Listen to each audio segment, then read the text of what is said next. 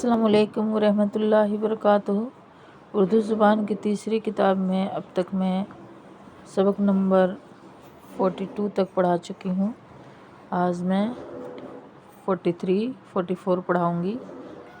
چلیے پڑھتے ہیں، شروع کرتے ہیں۔ بسم اللہ الرحمن الرحیم۔ سبق ہے پانی۔ ہوا کے بعد پانی کے زیادہ اتزاز ہے، اسی سے نباتات و حیوان کی حیات ہے۔ خالص پانی تمام روئے زمین پر ایک سا ہے، مگر زمین کی چیزیں جو گھل مل جاتی ہیں وہ اس کے ذائقہ اور تاثیر کو بدل دیتی ہیں۔ کہیں کا پانی حازم اور شیریں ہوتا ہے، کسی جگہ کا ناگوار اور شور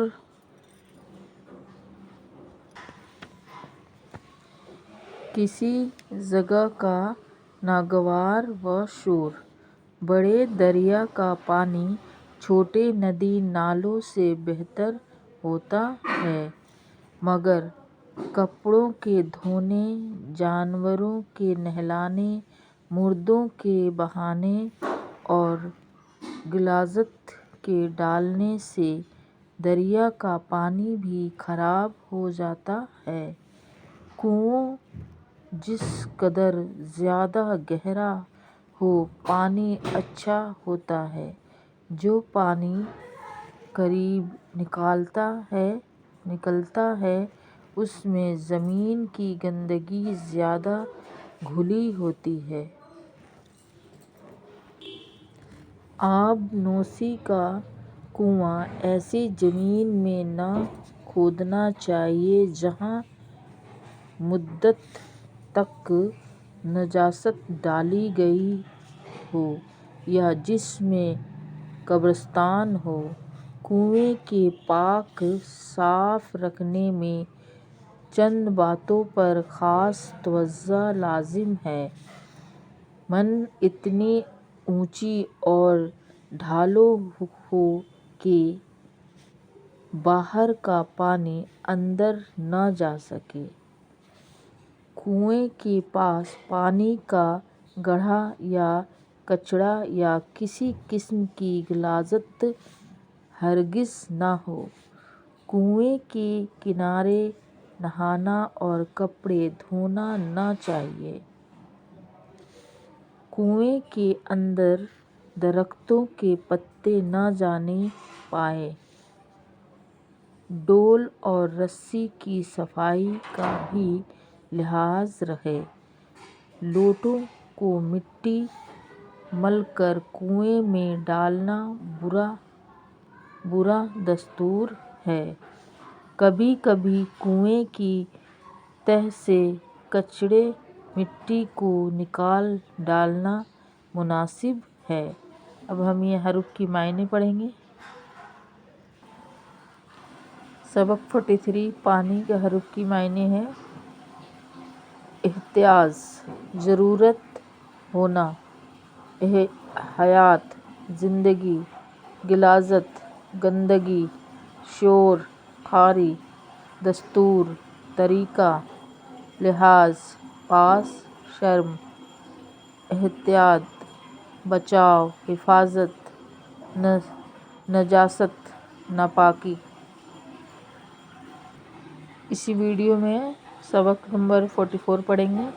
غذا جو چیزیں ہم کھاتے ہیں ان کی خاصیتیں پھر سے پڑھیں گے یہاں سے۔ جو چیزیں ہم کھاتے ہیں ان کی خاصیتیں مختلف ہیں۔ بعض تو بدن کی پرورش کرتی اور طاقت بڑھاتی ہیں، جیسے گیہوں، چنا، دودھ۔ بعض چیزیں صرف گرمی کو قائم رکھتی ہیں، جیسے روغن اور شکر۔ ہو سکے تو ہر قسم کی چیزیں کھاؤ تاکہ ہر طرح کا فائدہ حاصل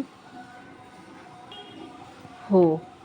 میوے اور ہری ترکاریاں بھی اکثر کھانی چاہیے۔ اگر مدت تک یہ چیزیں نہ ملیں تو خون فاسد ہو جاتا ہے۔ بعض چیزوں کی کثرت بھی مضر، مثلاً گھی، شکر، چاول سے بدن میں چربی بڑھتی ہے۔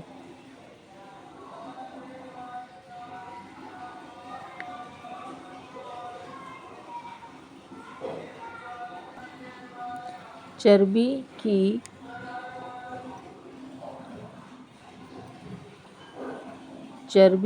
کی افزائش سے موٹاپا زیادہ اور طاقت کم ہو جاتی ہے۔ جو غذائیں حرارت کو بڑھاتی ہیں جیسے گھی، گوشت اور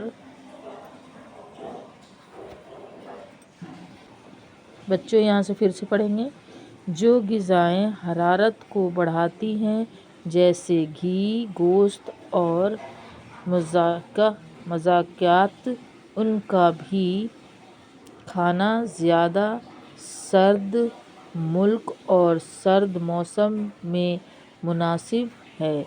گرم ملک اور گرم موسم میں غلہ، دودھ، ترکاری اور پھل زیادہ موافق آتے ہیں۔ مصالحہ کی بھرمار بھی معدے کو بگاڑ دیتی ہے۔ صرف اتنا چاہیے جس سے کھانے کے ذائقہ اور تاثیر کی اصلاح ہو جائے۔ کھانا اس وقت کھاؤ جب کہ پہلا کھانا ہضم ہو چکا ہو۔ کھانا اس وقت کھاؤ جب کہ پہلا کھانا ہضم ہو چکا ہو۔ رات کا کھانا اتنی دیر کر کے نہ کھاؤ کہ کھاتے ہی سو جاؤ۔ ایک بار بہت کھانے سے کئی بار تھوڑا تھوڑا کھانا بہتر ہے۔ کم کھانے سے اتنی مضرت نہیں پہنچتی جتنی زیادہ کھانے سے۔ کچا کھانا، سڑا بھوسا کھانا نہایت مضر ہے۔ جن برتنوں میں کھانا پکتا ہے ان کو خوب صاف رکھنا لازم ہے۔ اگر تانبے کے ہوں تو ان پر کلئی ہونی چاہیے۔ تانبے کا زنگار سخت زہر ہے۔ اب اسے حروف کے معنی پڑھیں گے۔ سبق 44 غذا کے حروف کے معنی ہیں: فاسد، خراب،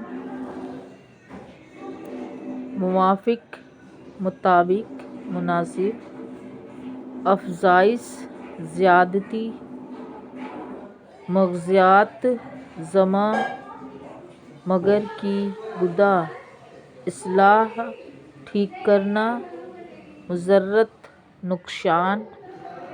اب یہ سبق آپ یاد کر لیں گے۔ نیکسٹ ویڈیو پہ پھر ملیں گے اگلے سبق میں۔ اللہ حافظ۔